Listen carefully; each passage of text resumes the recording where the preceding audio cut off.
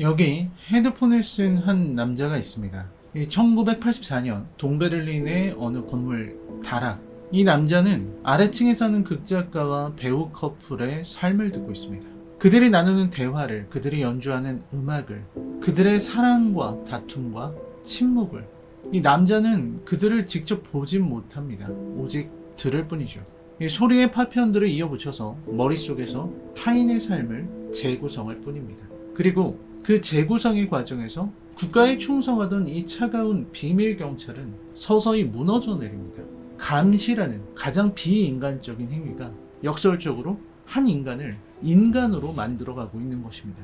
플로리안 헨켈 폰 도너스마르크의 2006년 데뷔작이죠. 타인의 삶은 그렇게 시작하는 영화였습니다. 신인 감독의 첫 장편이 2007년 미국 아카데미 외국어 영화상을 수상했고 수많은 이들이 인생 영화로 꼽는 걸작이 됐죠. 저 역시 이 영화를 굉장히 아끼는 사람 중에 한 사람입니다. 그런데 이 작품이 무대에 올랐습니다. 그것도 도너스마르크 본인에게서 직접 판권을 획득해서 손상규 연출이 각색한 한국 연극으로 말이죠. 2024년 겨울 LG 아트센터 서울에서 초연된 이 연극은 객석 점유율 98%, 관객 평점 9.8점이라는 기록을 남기면서 그해 연극계 최고의 화제작이 됐고 지금 다시 재연의 막이 올라서 9월 중순까지 관객을 만나고 있습니다. 인생 영화의 무대화라고 하는 것은 언제나 기대와 우려를 동시에 부르는 일입니다. 이 스크린이 보여주던 그 풍성한 화면들, 카메라가 자유롭게 오가던 그 공간들을 한정된 무대가 어떻게 감당할 것인가. 저 역시 그런 물음을 품고 극장에 들어가야 할 수밖에 없었어요. 그리고 결론부터 말씀드리자면 이 연극은 그 물음에 대해서 아주 흥미로운 방식으로 답하고 있었습니다.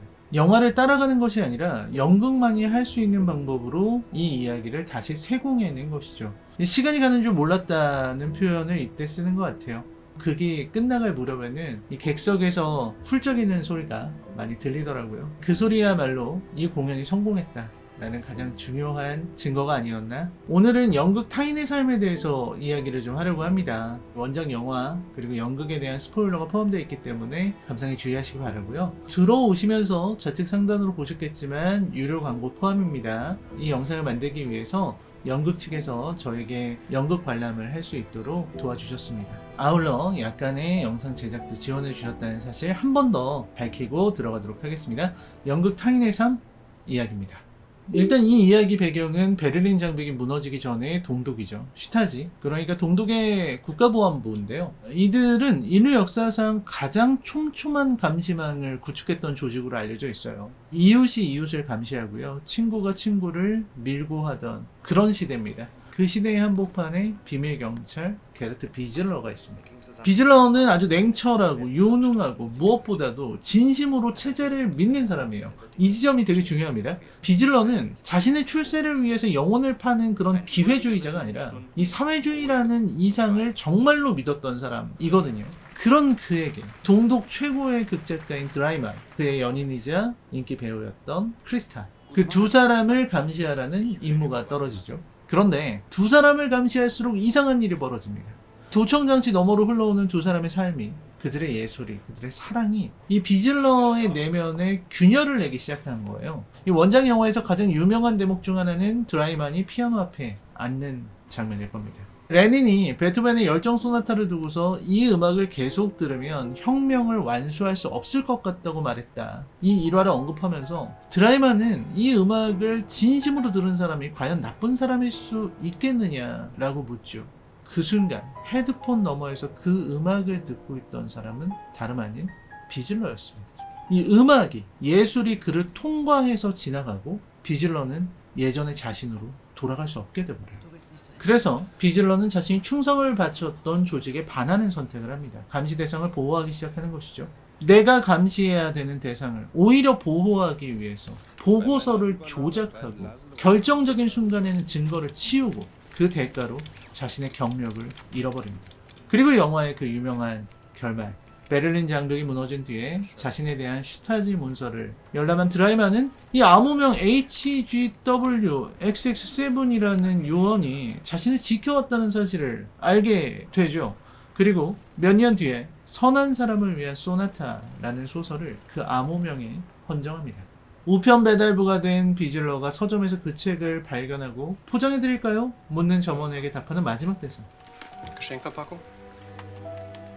Nein, das ist für mich. 아닙니다. 이 책은 나를 위한 것입니다. 저는 이 장면이 영화사에서 특별하게 기록될 만한 아름다운 엔딩이었다고 생각해요. 그리고 비즐러 역을 맡았던 율리 미웨가 이 영화가 세계적 성공을 거둔 바로 다음 해에 세상을 떠났다는 이야기까지 생각해보면 이 작품이 주는 여운이 더 깊어지죠. 영화 타인의 삶은 정말 대단한 작품이었습니다. 그리고 연극은 이 이야기를 전혀 다른 문법으로 펼쳐내기 시작합니다.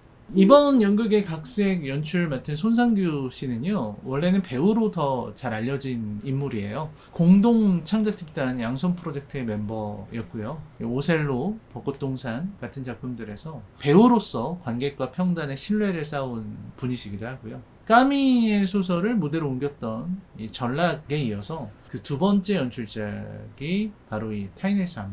초연 성공 이후에는 안톤 체호프의 반야 삼촌 까지 연출하면서 연출가로서의 입지를 굳히고 있는 그런 분이다. 저는 이 이력이 좀 중요하다고 생각하는 게요. 인물을 바깥에서 배치하는 그런 연출가가 아니라 인물의 안쪽에서부터 이해를 해온 배우의 시선이 이 연극 곳곳에 담겨 있지 않나? 라는 생각을 해봤습니다.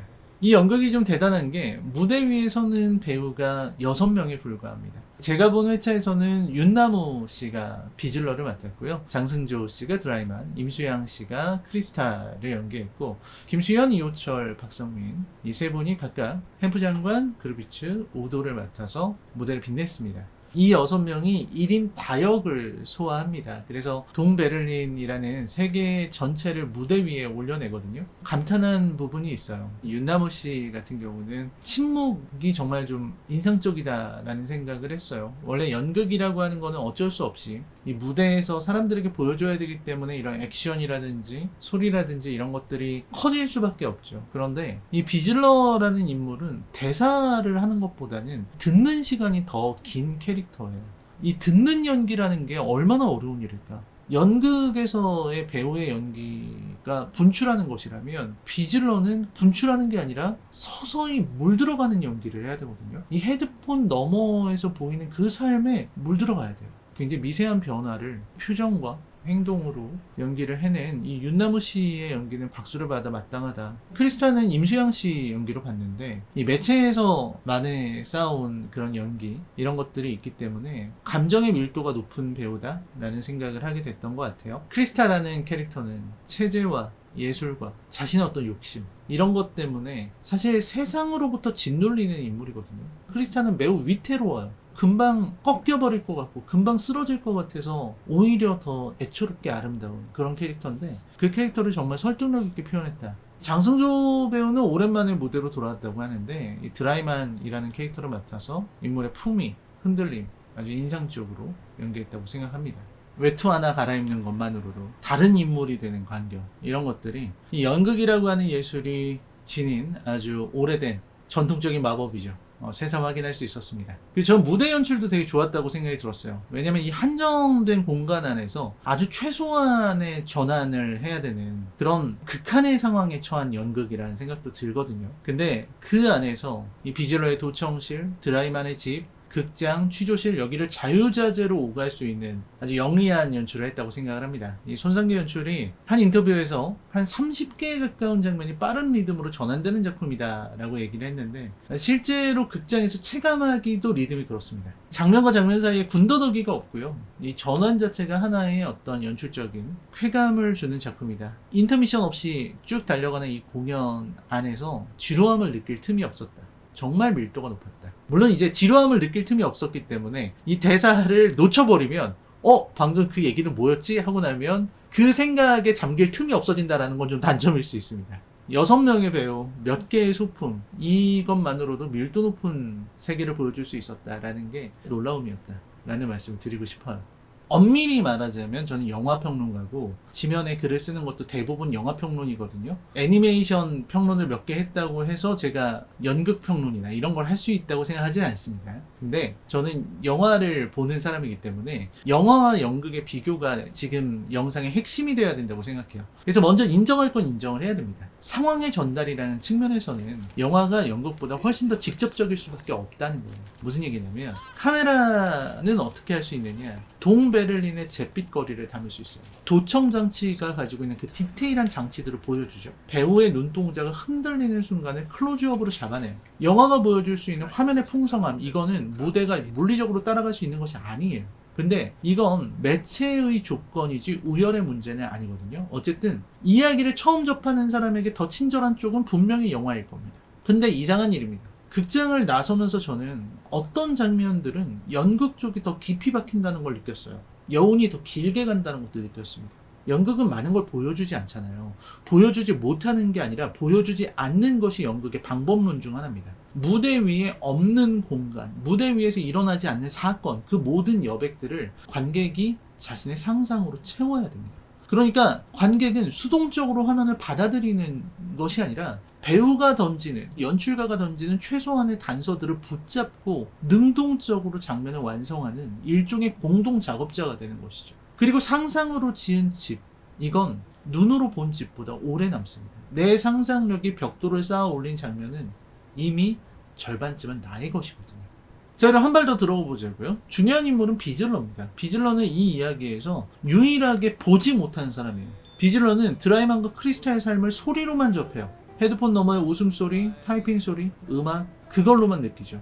그래서 비즐러는 두 사람의 삶을 머릿속에서 지어 올리는 사람이에요. 그 상상의 과정에서 비즐러는 두 사람을 이해하게 되고 끝내 사랑하게 됩니다. 감시자가 수호자로 변하는 이 작품의 핵심적인 드라마는 정확히 말해서 상상력이 한 인간을 바꿔놓는 드라마인 겁니다. 이제 제가 뭘 말씀드리려고 하는지 이해하셨을 것 같습니다. 연극 타인의 삶이 왜 영화보다 깊이 들어온단 말을 했는가? 연극이라는 매체는 관객을 비즐러의 자리에 앉히는 거예요. 화면의 풍성함을 포기하는 대신에 관객 스스로가 여백을 상상으로 채우게 만드는 이 무대의 조건이 이 도청실에 앉아서 타인의 삶을 그려내던 비즐러의 조건과 정확하게 겹친다는 거죠. 우리는 비즐러의 이야기를 구경하는 것이 아니라 비즐러가 하던 일을 객석에서 수행하는 겁니다. 영화가 비즐러의 삶을 그냥 보여준다면 연극은 관객을 비즐러로 만들어버리는 거예요. 이 연극이 원작의 단순한 이식이 아니라 하나의 독립된 창작물로 서게 되는 순간이 바로 이 매체의 제약과 작품의 주제가 포개졌기 때문에 그래요. 그래서 손상규 연출이 무대의 시공간적 제약이야말로 연극의 힘이다라는 말을 했는데 그게 아마 이런 의미지 않았을까? 라는 생각을 해봤습니다.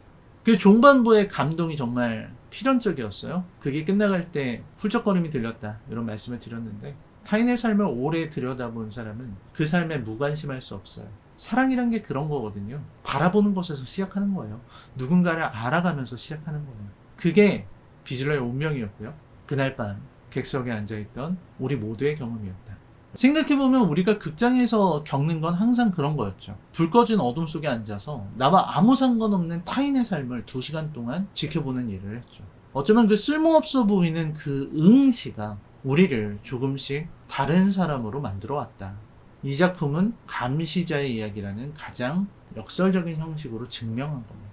예술이 인간을 바꿀 수 있느냐라는 아주 오래된 질문에 이 도너스 마르크의 영화는 그렇다라고 답을 했습니다. 그리고 손상규의 연극은 그 답을 객석에서 직접 체험하게 만드는 거죠.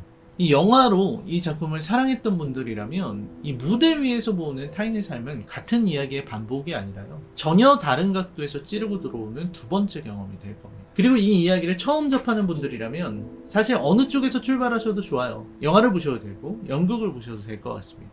다만 한쪽만 보고 이 작품을 다 안다고 생각하시면 안 될 것 같아요. 저는 보여주는 예술과 듣게 하는 예술, 이거는 전혀 다른 진실에 도달하게 만든다는 생각을 해요. 같은 이야기인데 도달하는 곳은 조금 달랐습니다. 타인의 삶을 훔쳐 듣던 남자는 결국 자기 자신을 발견했습니다. 어쩌면 우리가 극장에 가는 이유도 처음부터 그것 때문이었는지도 모르겠습니다. 라이널 컬처 쇼크, 오늘은 연극 이야기, 타인의 삶 이야기를 해봤습니다. 시청해주셔서 감사합니다. 저는 다음 영상으로 찾아뵙겠습니다. 안녕히 계십시오.